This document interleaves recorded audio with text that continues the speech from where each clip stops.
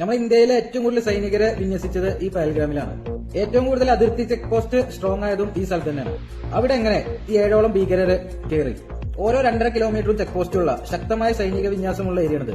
കാശ്മീരിലെ ഭീകരാക്രമണത്തിന് ശേഷം സംഘപരിവാർ സെറ്റ് ചെയ്യാൻ പോകുന്ന അജണ്ട ഹിന്ദു മുസ്ലിം വിഭാഗതയിൽ ഊന്നിയത് ഉറപ്പാ.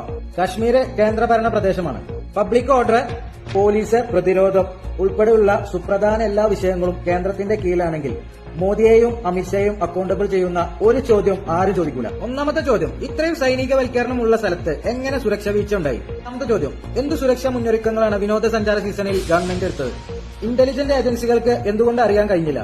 എന്തുകൊണ്ട് പിഴവ് സംഭവിച്ചു? കേന്ദ്ര ആഭ്യന്തരമന്ത്രിക്ക് എന്താ മറുപടി പറയാനല്ലേ? ടൂറിസം അടിസ്ഥാനപരമായിട്ടുള്ള കാശ്മീരിന്റെ സമ്പദ് വ്യവസ്ഥ ഈ വിധം തകരുന്നതിന്റെ ഉത്തരവാദിത്തം ആര് ഏറ്റെടുക്കും? കാശ്മീരികളെ സംശയത്തിന്റെ നേരിലാക്കുന്ന അജണ്ടകളെ എങ്ങനെ നേരിടും?